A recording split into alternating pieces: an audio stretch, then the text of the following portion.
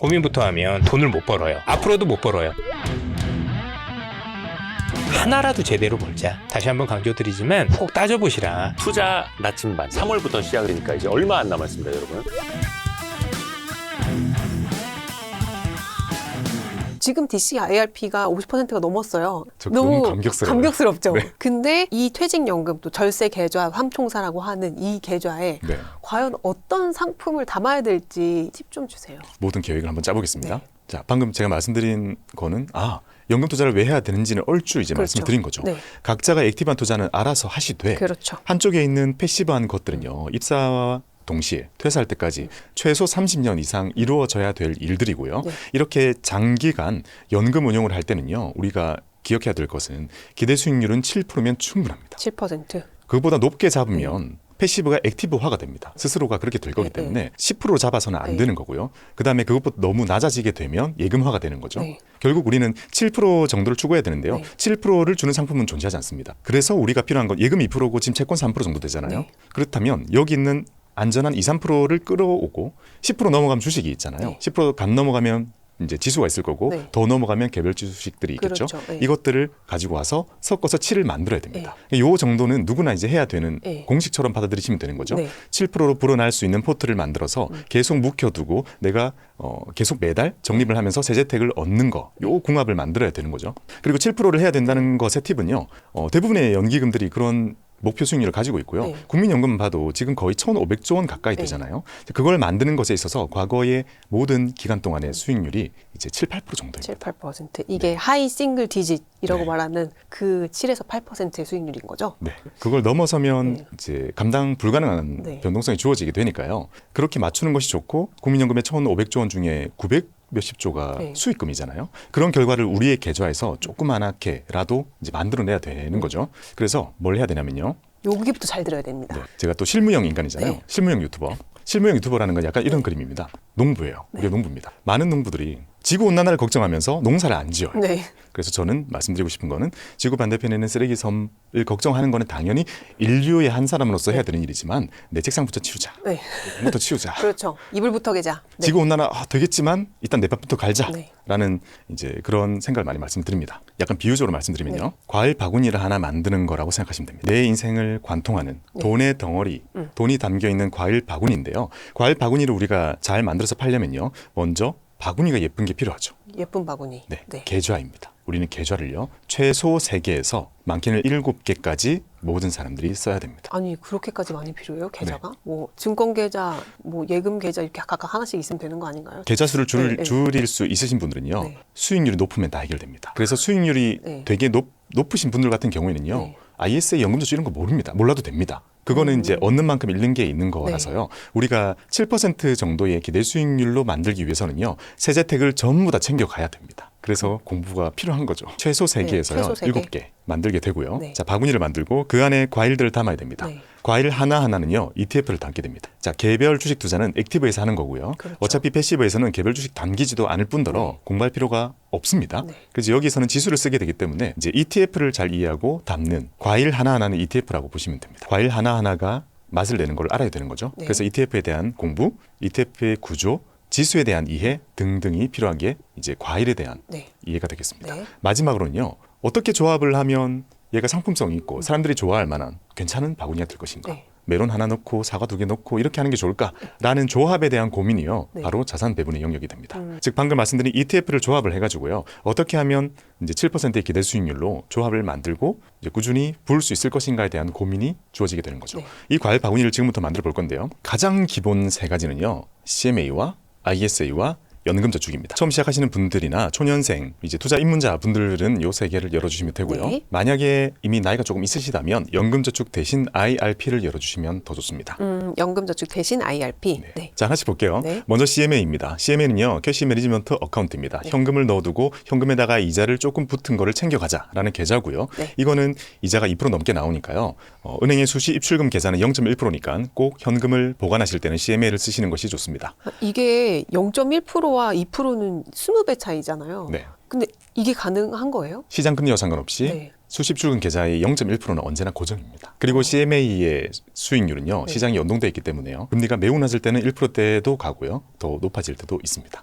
지금은 2% 조금 넘게 나옵니다. 이건 변하는 금리인 네. 거죠? 네. 여러 가지 경제 생활을 하다 보면 큰 돈이 뜨는 경우도 많잖아요. 그럴 때 하루 이틀 만이라고 하더라도요. CMA 넣어두면 정말 쏠쏠합니다. 그렇죠. 일봉리 이자를 주기 때문이죠. 네. 일복리로. 네. 매일매일 이자를 넣어줍니다. 네. 그리고 CMA를 개설을 하실 때는요. 종류가 여러 가지가 있는데요. 좀 다 어렵게 느껴지지만 개설을 일단 했을 때는 RP형 CMA가 개설이 됩니다. RP형 CMA는요. 스마트폰으로 개설하면 RP형이 나오는데 RP형은 이제 월복리입니다. 그래서 일복리가 더 좋으니까요. 그것보다 더 좋은 건 발행어음형 CMA입니다. 네. 그걸 바꿔주시는 거 좋겠죠. 네. 당연히 증권사는 더 좋은 걸 먼저 주진 않을 테고요. 네. 그래서 되게 황당한 메뉴가 있습니다. 스마트폰 앱에 들어가면 나의 CMA 종류 변경하기 메뉴가 있어요. 오. 들어가면 RP형을 발행음형으로 바꾸시겠습니까? 물어요. 확인 누르면 바뀝니다. 아, 처음부터 발행형 체크할 수 있는 게 아니고요? 네, 보통의 경우에는 RP형이 기본값입니다. 네.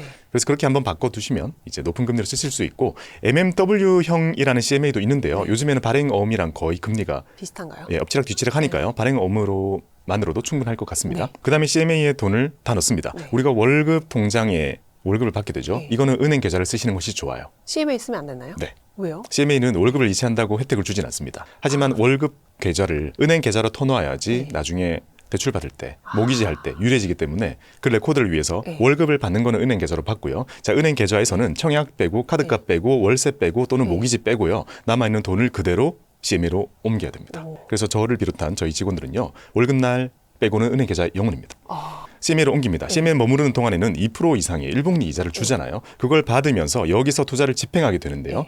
CMA는 거쳐가는 과정이지만 이자를 주는 아주 좋은 계좌인 거죠. 여기서 돈을 보내야 되는데 돈을 보내는 첫 번째 1순위 계좌는 ISA 계좌입니다. 네. ISA가 제일 좋습니다. 필수 계좌고요. 네. 없으면 열어주셔야 됩니다. 네. 아시는 분들이 전도해 일단, 주세요. ISA는. 그렇죠. ISA는 반드시 열어야 됩니다. 제발 ISA 없는 사람 없게 해주세요. ISA로 돈을 보냅니다. 네. 거기서 투자를 하고요. 그 다음으로 연금저축으로 돈을 보내고 투자를 하고 IRP로 돈을 보내고 투자를 하고 네. 이렇게 투자를 집행해 주시면 됩니다. 자, 그러면 두 번째 계좌인 ISA가 여기서 나오게 됩니다. ISA 계좌는요. Individual Savings Account라는 뜻을 가지고 있고요. 네. 개인 종합 자산관리 계좌라는 취지고요. 이거는 영국이나 일본에서 전 국민 1계좌라고 부르는 계좌를 벤치마크해서 가지고 왔고요. 이 계좌의 주 목적은 서민의 재산 형성입니다. 네. 그래서 부자는 못하게 하도록 하기 위해서 1년에 2천만 원까지만 넣을 수 있게 일단 한도를 정해놨고요. 최소 3년 이상 계좌를 유지해야 되고요. 네. 그러면 3년이면 실제로는 8천 정도가 들어가십니다. 그래서 3년에 8천을 부으면서 모으면서 투자를 할 수 있는 계좌입니다. 원하면 5년까지 부을 수 있기 때문에 1억을 입금할 수 있는 계좌가 되고요. 5년 동안 1년에 2천만 원씩 1억을 넣으면서 투자를 할 수 있는 경험할 수 있는 계좌가 됩니다. 1억으로 넣어서 투자하는 계좌가 아니라 1억을 모으는 과정을 투자로 준비할 수 있는 네. 정말 좋은 계좌가 되는 거죠. 투자의 기쁨을 좀 느낄 수 있는 네. 그런 계좌인 거죠. 네. 이게 또 분리과세도 되잖아요. 네, 네, 혜택이 네. 너무 좋죠. 최소 3년입니다. 내가 개설을 하고 3년 이상 동안 열심히 붓습니다. 붓고 그걸로 ETF 사면 되겠죠. 네. ETF 투자를 열심히 합니다. 자, 1년이 지나면 2천만 원이라는 한도가 또 생깁니다. 이 한도는 1월 1일에 전 국민에게 다 같이 생깁니다. 네. 이 한도를 쓰는 사람과 안 쓰는 사람으로만 나뉘는 거죠. 자, 1년에 2천이라는 한도가 뿅 생기면 누구는 2천 한꺼번에 넣을 거고 누구는 167만 원씩 매년 네. 매월 쪼개서 넣기도 합니다. 이렇게 넣으면서 ETF 투자 계속 투자합니다. 자산 배분 포트로 계속 투자를 하게 되겠죠. 3년이 지나게 되면요. 이제 내가 계좌를 해지할 수 있는 의무 요건 기간인 3년을 채우게 되는 것이고요. 3년이 지난 아무 시점에 충분히 내가 그동안 수익을 받고 그리고 지금도 충분히 수익이 나 있다라고 판단이 드는 시점에 안에 있는 걸 싹 팔고요. 계좌 해지 버튼을 누릅니다. 그러면 계산이 돌아가는데요. 어떤 계산이 돌아가냐면 이 계좌가 3년 이상 전에 생겨서부터 네. 없어지는 지금까지 내가 과거에 거래했던 모든 내역들을 다 가지고 옵니다. 그리고는요. 수익 난 거, 손실 난 거 이런 걸 서로 손익 통산해 줍니다. 손익 상계해 준다고도 표현하고요. 매우 전문 용어로는 퉁쳐준다고 표현합니다. 그렇죠. 이렇게 퉁퉁퉁퉁퉁 네네. 해가지고요. 정말 이 사람이 순수하게 3년 이상의 기간 동안 이 계좌로 얼만큼을 벌었는지 순수익을 이만큼을 계산해냅니다. 네. 그리고 그중에 200만 원 또는 400만 원만큼은 비과세를 해주고요. 나머지는 9.9%로 분리과세를 해줍니다. 네. 분리과세 해주는 한도는 없습니다. 그러니 얼마를 벌더라도 이 계좌에서 하는 게 무조건 좋은 거죠. 그렇죠. 설명을 정말 잘해주시네요. 감사합니다. 밥 먹고 이것만 하니까요. 네네. 그 다음요. 네. 그러면 우리가 이걸로 해야 될 거는요. 개별 주식 투자를 하시는 분도 ISA에서 하시는 것이 좋습니다. ISA 한도 2천만 원 범위 내에서 주식만 하실 거라면요. 네. 배당받을 때 세금 아낄 수 있으니까요. 그렇죠. 하지만 제가 추천드리는 건 주식은 위탁 계좌에서 세금 차익에 대해서 세금 안 보시고 액티브하게 하시되 이 ISA 계좌는 그래도 패시브하게 이용을 하셨으면 좋겠다라는 생각으로 주로 말씀을 드리고 있습니다. 자, 그다음은 연금저축계좌입니다. 네. 자, 연금저축계좌는요. 연금저축이라는 말이 명확하게 있는 하나의 계좌의 이름입니다. 연금을 저축한다 이런 개념이 아니라 네. 흔히 들어본 연금보험, 뭐 변액연금, 네. 종신보험 이런 거랑은 전혀 다른 상품입니다. 연금저축이라는 명확한 하나의 카테고리가 있는 거고요. 네. 제가 가장 추천드리는 것은 증권사의 연금저축을 트시고 거기에서 ETF와 펀드 투자를 하시는 겁니다. 네. 그래서 이제 연금저축을 열게 되고요. 이 연금저축은요. 말 그대로 노후 준비가 본래 목적입니다. 네. 방금 전에 말씀드렸던 ISA는요. 서민들의 목돈 형성입니다. 그렇죠. 3년이나 5년 정도 잡고 8천, 뭐 1억 정도에 되는 목적 자금을 만드는 것이었다면 연금저축은요. 한 달에 작게는 10만 원, 5만 원, 많게는 30만 원, 진짜 꽉 채우면 75만 원, 더 많이 채우고 싶다면 150만 원씩 채워가면서 노후 자금을 준비할 수 있도록 의도돼 있는 거고요. 네. 이걸 다 쓸 수 있는 거는 진짜 노후입니다. 그래서 많은 사람들이 싫어해요. 묶이니까 돈이. 저녁 뭐 먹을지도 고민돼 죽겠는데 네. 노후를 그렇죠. 걱정하라고 네. 하는 건 너무 힘든 거죠. 근데 그런 연구 결과가 있습니다. 사람의 뇌파를 측정을 해보면요. 미래에 있는 노인이 된 나를 바라볼 때의 뇌파 반응이 저희가 서로 바라볼 때의 뇌파 반응과 똑같다고 합니다. 그러니까 다른 사람을 보는 거랑 똑같다는 거예요?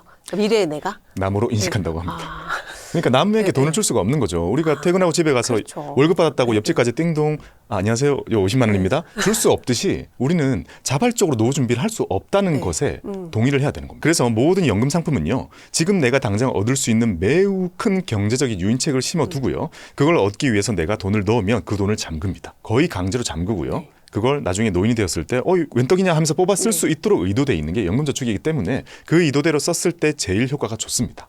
그래서 연금저축 계좌를요. 다른 뭐 비과세 통장으로 활용하는 여러 가지 방법은요. 제가 생각할 때는 크게 무의미합니다. 진짜 노후를 위해 쓰는 게 제일 좋고요. 지금 당장 우리는 세액공제를 받기 위해 쓰시는 것이 좋은 거죠. 네. 자, 지금 이제 2월이 갓 지났습니다. 네. 많은 분들이 연말정산의 결과를 받으셨을 겁니다. 같은 동기인데 어떤 분들은 월급이 반으로 줄어 있고 어떤 분들은 막 보너스 1, 200만 원씩 그렇죠. 받아 쓰기도 맞아요. 하죠. 네. 자, 이 차이는 연금저축에서 옵니다. 연금저축을 제외한 세테크 계좌는 이제 거의 없어졌기 때문에요. 연금저축은 지금 많은 분들에게 세액공제를 위해서 부으셔도 충분하다라고 말씀을 드리겠습니다. 그 세액공제 한도가 네. 1년에 600만 원, 연금저축이 600, 그다음에 IRP가 300 해서 900 맞나요? 네, 최대 네. 900이고요. 자, 이 연금저축은 1년에 1,800만 원까지 넣을 수가 있습니다. 월로 나누면 150이 되겠죠. 네. 자, 이 중에 600만 원까지를 세액공제를 받을 수 있습니다. 월에 50이 되겠죠. 그래서 많은 분들은 그래도 월 50, 1년에 600만 원까지는 채우려고 노력을 하시게 되고요. 그걸 넘어서도 장점은 일단 있습니다. 자, 이렇게 첫 번째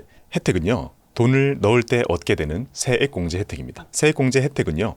600만 원까지 연봉 5,500을 기준으로요. 넘는 사람은 13.2%, 넘지 않는 사람은 16.5%만큼을 연말정산의 과정에서 세액공제로 돌려받게 되니까 거의 돈 100만 원씩 되는 엄청난 혜택이다라고 일단 생각하시면 되고요. 연말정산을 다 이해하지 않으면 이게 크지 않게 느끼실 수도 있습니다. 그렇죠. 하지만 혜택이 정말 크다라고 외우셔도 돼요. 그냥 돈 한 달에 50만 원씩 넣으면 돼요. 네. 무지성으로 그냥 넣으면 됩니다. 네. 자, 그렇게 부으시면 되고, 네. 자, 그 다음에 굴려야 되죠. 돈을 넣었으니 굴려야 되는데요. 일단 돈을 넣는 거는 자동으로 국세청이 집계가 다 돼가지고요. 연말 정산 때 자동 반영이 다 되니까 따로 해줄 건 없습니다. 네. 이제 넣었으니 주문을 내줘야 됩니다. 뒤에서 말씀드릴 자산 배분 포트폴리오로 ETF를 매수해 주셔야 되고요. 매수해 놓게 되면 시간이 지나면 점점 차익이 생기게 되는데요. 이 차익에 대해서 세금을 대부분 내지 않습니다. 여기서 대부분이라고 하는 건요. 우리가 흔히 사는 S&P 500, 나스닥 100, 코스피 200 다양하게 사시잖아요. 이런 ETF들의 차익이 날 때마다 15.4를 보통은 내야 되는데 이런 것들을 대부분 내지 않고 그대로 투자할 수 있도록 해줍니다. 즉 우리는 세금을 매우 절약하면서 여기 안에서 세금 부분만큼을 더 투자할 수 있는 그런 룸이 확보가 되는 거죠. 그렇죠. 돈을 나중에 떼가니까 그만큼 재투자를 할 수 있게. 그러면 복리 효과가 더 커지니까요. 이게 작년까지만 좋은 해도 기사예요. 전부였다라고 말씀드릴 수 있는데요. 아쉽게도 이제 미국 주식이 주는 배당만큼은 이제 원천 징수가 되어버리고 들어오기 때문에 그 부분만큼만 이제 복리 효과는 조금 줄어든다라고 볼 수 있지만 어쨌든 나머지 대부분의 자산들은 네. 세금을 떼지 않고 재투자 가능하기 때문에 세액 과세 이연이라는 엄청난 혜택이 주어지게 됩니다. 그리고 연금저축에 우리가 세액공제에 집중을 하는 경우가 많지만 실제로 시뮬레이션 돌려보면요. 과세 이연 혜택이 무지막지합니다. 세금을 진짜 크구나. 안 내고 네. 투자 7%로 하는 거랑요. 네. 내고 7%로 하는 거랑 뒤에 숫자가 진짜 몇 번에 다시 해볼 만큼 너무 큰 차이가 나거든요. 앞자리가 달라지겠는데요. 네. 그래서 아까 말씀드린 연금저축의 1,800만 원의 한도 900까지만 세액공제가 되지만 나머지 남는 거는 뭐냐? 세액공제 안 해주잖아 라고 하셔도요. 과세이원 혜택을 보는 것만으로도 어마어마한 혜택입니다. 아, 그렇구나. 그래서 돈이 많으면 딴 거 하지 마시고요. 연금저축에 남아있는 한도 채우시는 걸 추천드립니다. 그러니까 돈이 묶인다는 거에 그 반감만 조금 네. 내려놓으면 네. 참 그거 넘기가 힘들어요. 근데 그 1,800만 원 안에 있는 그 나머지 600만 원을 제외한 그 부분은 바로 인출도 되는 거죠. 세액공제 안 받은 거는. 세액공제 안 받은 거는 네네. 언제나 페널티 없이 출금이 되고요. 네. 넣어두면 과세이원 됩니다. 그러니까 너무 좋은 거죠. 안 할 이유가 없는 거네요. 네. 꽃놀이패네. 네. 예. 와, 여러분 연금저축 진짜 의외로 개설을 안 하신 분들이 많아요. 꼭 연금저축 없는 사람 없게 해주세요. ISA랑 연금저축 없는 사람 없게 해주십시오. 처음에는 저도 의구심이 많이 있었을 거 네. 아니에요. 처음에 입사했을 때만 해도 젊을 때니까 무슨 연금이냐부터 해서 생각 많이 했을 텐데 시간이 많이 지나면서요. 여기에 대한 공부와 네. 그리고 실제 사례를 너무 많이 봤잖아요. 저는 이제 시간이 많이 지날수록 우리의 구독자분들과 네. 우리의 독자분들이 이메일로 많은 걸 보내주시거든요. 아, 그 데이터를. 네. 네. 성공 사례를 저는 너무 많이 봐서 저는 이게 사람 살린 길이라고 진짜 생각합니다. 집에 당했죠. 집에 당해서 이제 낯선 사람 처음 만나도 안녕하세요. 조금만 얘기를 끌고 나가서 혹시 연금저축은 아, 이제 어떻게 그렇게 전도사로 네. 30년 지나면 진짜 이게 고마운 돈이 될 거라고 생각을 네네. 하고요. 본론 돌아와서 네. 연금저축에 1,800만 원 부을 때는 세액공제, 굴릴 때는 과세이연. 네. 자, 이제 더 지나서요. 네. 55세가 지난 아무 시점에 그때까지 열심히 넣고 불린 나의 연금 전체 돈을요, 이제 수령을 하는 시기가 옵니다. 55세가 지나서 아무 때나 스마트폰 켜가지고요, 수령 신청을 누르시면 네. 따박따박 타서 쓰시게 되는데요.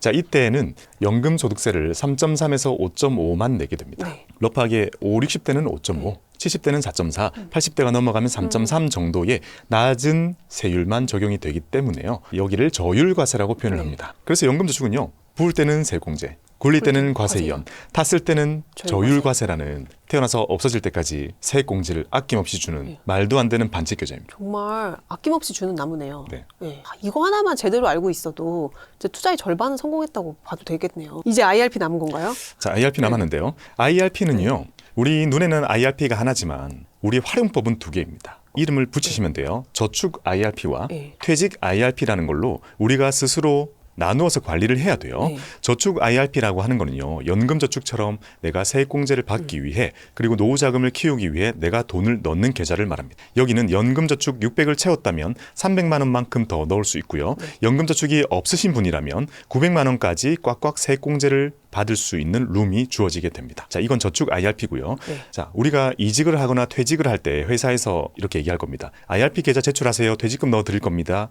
라고 얘기를 할 겁니다. 몇 번 들었어요. 전 사실 전 직장이 은행이어가지고 은행에 개설했는데 지금 잘못했다고 생각을 하고 있어요. 이거 옮길 수 있죠? 네. 네. 옮겨야 하고요. 네네. IRP는요, 퇴직금이 들어있을 경우에는요, IRP 자체 수수료라는 것이 있습니다. 연금저축은 자체 수수료는 없죠. 내가 돈을 1억이 들어있다고 해도요, 아무것도 안 하면 아무런 비용도 내지 않습니다. 하지만 IRP는 기본 수수료가 있고요. 자산관리 수수료라는 것과 운용관리 수수료라는 게 있는데요. 그건 증권사가 무료입니다. 그래서 증권사에서 하라는 거구나. 똑같은 상품을 해도 네, 수익률이 네. 달라집니다. 아, 그건 빨리 답이 옮겨야겠다. 없습니다. 옮기셔야 됩니다. 네네. 그리고 알겠습니다. 그걸 이전하는 제도도 준비가 다 돼 있기 때문에요. 네. 스마트폰에 들어가서요. IRP 타사 있는 거 가지고 오기 버튼 누르셔가지고 계좌번호 입력하면요. 증권사와 은행이 서로 연결해가지고 옮기는 작업 다 해줍니다.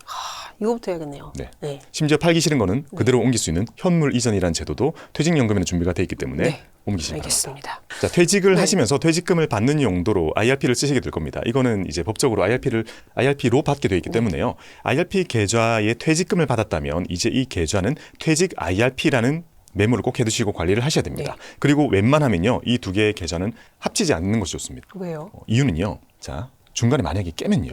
자, 일단 깨는 가정을 한번 해볼게요. 깨면 퇴직금은요, 원래 내야 할 퇴직 소득세를 그냥 내고 찾게 됩니다. 네. 하지만 내가 그동안 열심히 부은 저축금만큼은요, 페널티성의 기타 소득세 16.5%가 부과가 됩니다. 이거는 페널티이기 때문에 평생 모은 거를 한 번에 깨면서 페널티를 내게 되는 결과가 생기기 때문에 도중에 깰 때도 일단 안 좋아요.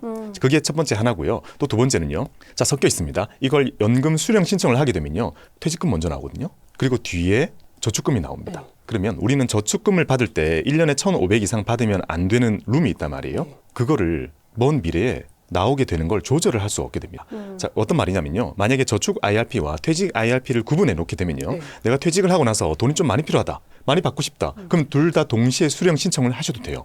그럼 1년에 몇 천씩 받을 수도 있어요. 왜냐하면 저축금이 나오는 것만 1,500 안 넘게 조절을 하면요. 퇴직금이 나오는 거는 한도를 합치지 않거든요. 아. 그러니까 많은 연금 수령을 할 수 있는 네. 기회가 주어지거든요. 합쳐 있으면 그걸 못 합니다. 여러 개 바구니가 있는데 다 할 수 있는데 이걸 하나로 뭉쳐놓으면은 그게 안 된다는 얘기네요. 네, 순번이 정해지게 예, 됩니다. 예. 그래서 그런 점 때문에 이제 운용에 나중에 어떤 일이 생길지 모르잖아요. 운용의 효율을 위해서라도 분리해 두시는 것이 좋습니다. 그래서 내가 평소 때 돈을 붓고 있던 저축 IRP는 이제 회사의 퇴직용으로 퇴직금 받을 용도로 제출 안 해야 되는 거죠. 자, 퇴직 IRP가 생기게 됩니다. 저축 IRP. 그럼 저축 IRP를 먼저 말씀드리면 아까 1,800만 원의 연금 저축의 한도를 공유하게 됩니다. 네. 그래서 연금 저축에 600을 부으시는 분은요. 보통 IRP를 트셔가지고 한 달에 25만 원만 채우면 1년에 300이 들어가게 되죠. 그렇죠. 이렇게 1년 300을 채우는 걸 보통 1순위로 준비를 하시는 게 보통입니다. 자, 이게 IRP의 이제 활용법이 네. 되겠죠. 그러니까 연금에 그러니까 600만 원이랑 그다음에 25만 원씩 300만 원을 동시에 넣어야 돼요 매월. 네. 매월 아니고요. 1년 네. 안에만 알아서 그렇죠. 채우면 됩니다. 네.